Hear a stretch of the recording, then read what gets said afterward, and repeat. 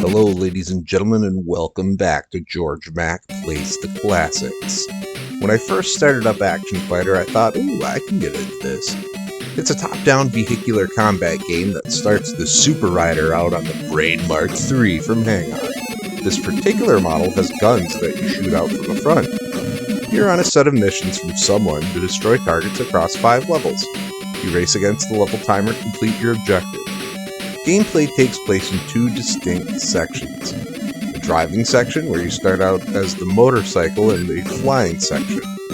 In the driving section, you're tasked with collecting parts for your bike. Once you collect pieces A through B, you transform into a car. Then by collecting 2 more pieces, you transform into a jet car and take to the sky. The motorcycle is easily pushed around on the road by other vehicles, so it's important to collect those first 4 pieces quickly. Also, occasionally on the road is a Sega truck, which will give an upgrade to the Super Rider.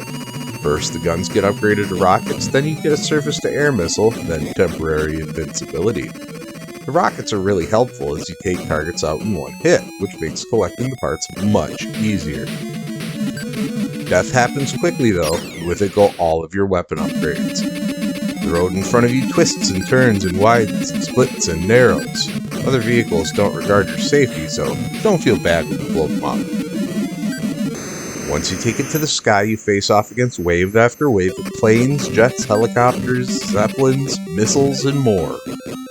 The enemies follow the same pattern over and over again, so if you can remember what each type of enemy does and where it comes up in sequence, you theoretically should be able to get through the levels pretty easily.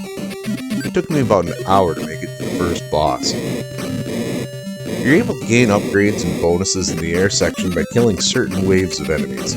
I found by killing 2 waves of zigzagging planes, I could get a rocket upgrade, so destroying all of those became immediate priority.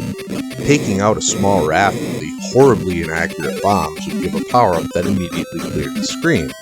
I realized that destroying every enemy in the sky portion is probably opening me up to a lot of extra deaths by taking away maneuverability from bullets, which is fine until the timer runs out. Then you need to finish the mission in a couple lives. At the end of each mission is a boss, which is more evil and unfair as everything else in the game. I don't really know how anyone is expected to finish this game legitimately. I was able to kill the boss on level 1, only once. The boss on level 2 are a swarm of tanks that shoot down at you and give you no room to maneuver. Level 3 has a gauntlet of 3 fast-shooting helicopters that fill the screen up with bullets. Level 4 has tanks that you have to hover in front of to bomb. They shoot so quickly I don't see how anyone can avoid them. The last boss consists of 2 consecutive aircraft carriers that are constantly firing while moving their tiny hitbox out of range of your bombs.